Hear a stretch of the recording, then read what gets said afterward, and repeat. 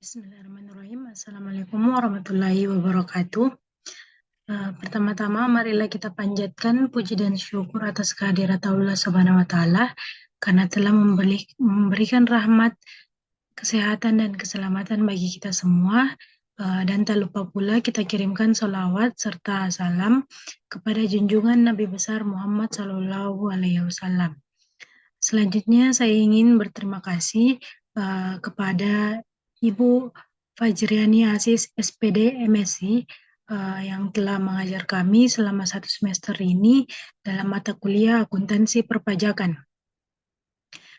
Perkenalkan, saya Nurul Fadilah Subede dengan NIM 200901502059 dari akuntansi S1 kelas C. Di sini saya akan membuat video untuk tugas akhir mata kuliah akuntansi perpajakan dengan judul materi yaitu persediaan dan ekuitas. Yang pertama, langsung saja kita membahas tentang persediaan.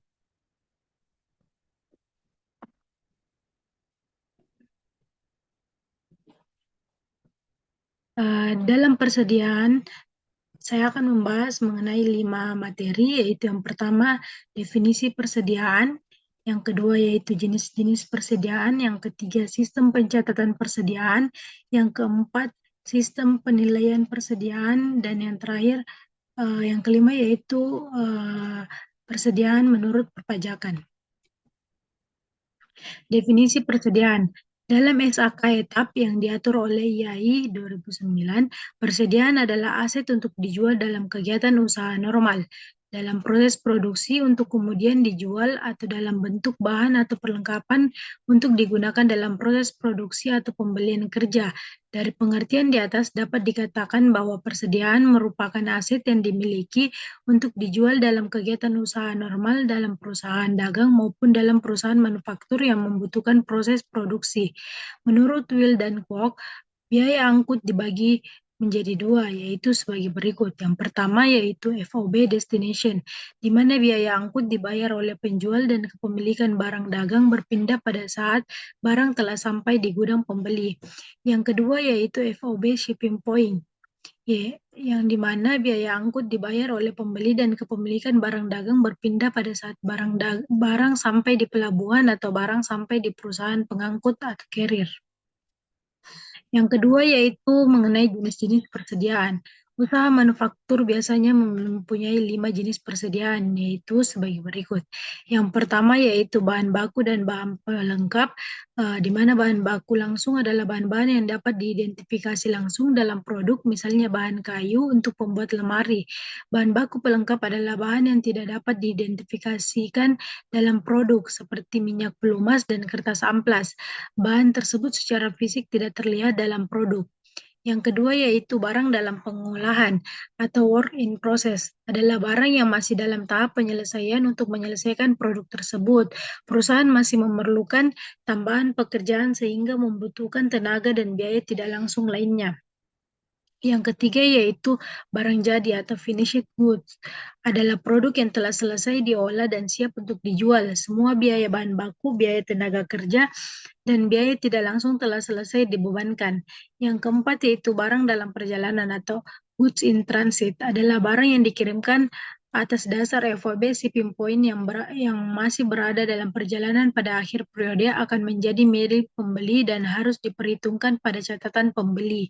Yang kelima yaitu barang konsinyasi atau consigned goods, adalah barang yang telah diserahkan kepada konsigni tetapi merupakan kepemilikan dari konsignor dan dimasukkan dalam persediaan konsignor sebesar harga beli atau biaya produksi. Yang ketiga yaitu pada sistem pencatatan persediaan, yang dibagi menjadi 2 yaitu sistem periodik dan sistem perpetual. Dalam sistem periodik, setiap pembelian dicatat dalam akun pembelian dan penjualan dicatat dalam akun penjualan. Perusahaan tidak mencatat secara detail harga pokok dari persediaan barang dagang yang dimiliki. Sistem perpetual yaitu dalam sistem perpetual setiap pencatatan dilakukan secara terus-menerus di mana setiap pembelian dan penjualan barang dagang dicatat dalam akun persediaan. Perusahaan mencatat secara detail harga pokok dari setiap persediaan barang dagang yang dijual dan dibeli. Perusahaan menentukan HPP setiap kali transaksi penjualan terjadi. Yang selanjutnya yaitu ada sistem penilaian persediaan. Menurut Will dan Kwok, penilaian persediaan barang dagang dibagi atas 3, yaitu yang pertama ada specific identification method, yang kedua ada gross profit method, dan yang ketiga adalah retail inventory method. Yang terakhir yaitu persediaan menurut perpajakan. Dalam Undang-Undang PPH Nomor 36 Tahun 2008, sistem pencatatan persediaan tidak diatur secara jelas. Selama sistem pencatatan tersebut dapat menunjukkan kebenaran pencatatan, konsisten dan taat asas, maka ketentuan perpajakan dapat menerimanya. Sistem perpetual tidak menggunakan cara penaksiran dalam menghitung nilai persediaan, bahkan pemeriksaan masing digunakan sebagai pelengkap. Dengan demikian, sistem ini tidak bertentangan dengan ketentuan perpajakan. Penilaian pemakaian persediaan untuk perhitungan HPP hanya boleh dilakukan 2 cara menurut ketentuan perpajakan Undang-Undang PPH Nomor 36 Tahun 2008 Pasal 10 Ayat 6, yaitu metode rata-rata atau average, atau metode mendahulukan persediaan yang didapat pertama atau first in first out atau FIFO. Ketentuan perpajakan Undang-Undang PPH Nomor 36 Tahun 2008 dalam menghitung penghasilan kena pajak atau PHKP harus berdasarkan data yang benar dan buku berdasarkan penaksiran. Penilaian persediaan akhir tidak boleh dihitung dengan asumsi seperti penggunaan metode gross profit method dan retail inventory, melainkan sesuai dengan penilaian persediaan dengan dasar harga perolehan melalui metode average atau metode FIFO. Sekian, itulah tadi pembahasan mengenai persediaan. Selanjutnya materi kedua yaitu mengenai akuntansi perpajakan mengenai ekuitas.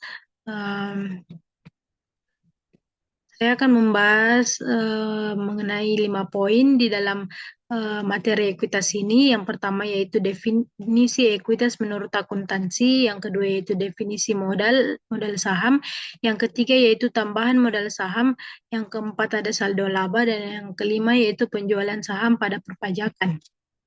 Definisi ekuitas menurut akuntansi. Menurut SKETAP yang diatur oleh IAI, ekuitas sebagai bagian hak pemilik dalam entitas, yaitu selisih antara aset dan kewajiban yang ada.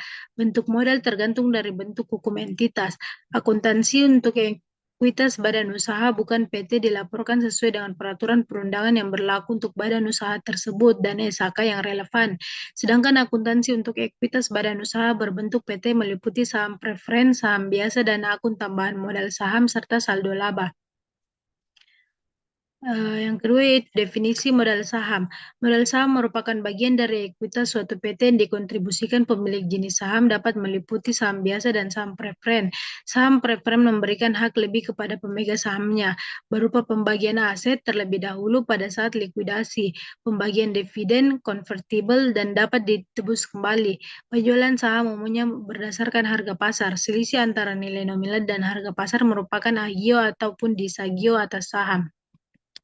Yang ketiga yaitu tambahan modal saham. Menurut SKETAP yang diatur oleh Ikatan Akuntansi Indonesia, akun tambahan modal saham terdiri dari berbagai macam unsur penambahan modal seperti agio saham, tambahan modal dari perolehan kembali saham dengan harga yang lebih rendah dari jumlah yang diterima pada saat pengeluaran, tambahan modal dari penjualan saham yang diperoleh kembali dengan harga di atas jumlah yang dibayarkan pada saat perolehannya, tambahan modal dari perbedaan kurs modal saham, dan lain sebagainya. Perusahaan terkadang membeli kembali sahamnya untuk tujuan tertentu, dan hal ini sering disebut dengan saham perbendaharaan atau treasury stock. Yang keempat yaitu ada saldo laba. Pos saldo laba biasanya disajikan terpisah dari pos modal saham. Biasanya saldo laba disediakan untuk dibagikan sebagai dividen. Namun apabila dianggap perlu, maka saldo laba dapat dicadangkan untuk keperluan lain, seperti untuk ekspansi perusahaan, sehingga tidak seluruh saldo laba didistribusikan. Saldo laba adalah laba yang dikumpulkan setelah dipotong PPH, sehingga menurut akuntansi komersial, laba ini tidak boleh dibebani atau dikredit dengan pos-pos yang seharusnya diperhitungkan pada perhitungan laba rugi tahun berjalan. Pembayaran yang bersumber dari saldo laba tidak diperkenankan sebagai biaya untuk tahun buku berikutnya. Yang terakhir yaitu ada mengenai penjualan saham pada perpajakan. Dalam perpajakan, penjualan saham kepada pihak ketiga yang dilakukan di Bursa Efek akan dikenakan PPh yang bersifat final. Berdasarkan PP 14 tahun 1997 JO KMK garing 282 KMK 04 1997 JOSE 09 PJ 24 1997 JOSE 15 PJ 42 1997, maka untuk saham pendiri pemilik saham pendiri dikenakan tambahan PPh sebesar 0,5% dari nilai saham perusahaan pada saat penutupan bursa di akhir tahun 1996. Jadi total PPh yang dikenakan adalah 0,6% dari nilai saham perusahaan. Dalam hal saham perusahaan diperdagangkan di Bursa Efek setelah 1 Januari 1997, maka nilai saham ditetapkan sebesar harga saham pada saat penawaran umum perdana. Selanjutnya yaitu saat terutangnya atau pemotongan PPh 23 atau 26 ataupun PPh final atas pembayaran dividen atau bagian keuntungan dari PT dalam negeri. Dengan ini disampaikan penegasan sebagai berikut. Yang pertama yaitu bagi PT yang tertutup saat terutangnya PPh 23 atau 26 atau PPh final ialah pada saat disediakan untuk dibayarkan, yaitu pada saat pembagian dividen diumumkan atau ditentukan dalam rapat umum pemegang saham atau RUPS tahunan. Yang kedua yaitu bagi PT yang tertutup saat terutangnya PPh 23 atau 26 ataupun PPh final ialah pada saat disediakan untuk dibayarkan, yaitu pada saat pembagian dividen diumumkan atau ditentukan dalam rapat umum pemegang saham atau RUPS tahunan. Baik, terima kasih. Itulah juga yang dapat disampaikan pada materi ekuitas. Sekian video dari saya. Mohon maaf apabila ada kesalahan, kurang dan lebihnya mohon dimaafkan. Wabillahi taufik walhidayah. Wassalamualaikum warahmatullahi wabarakatuh.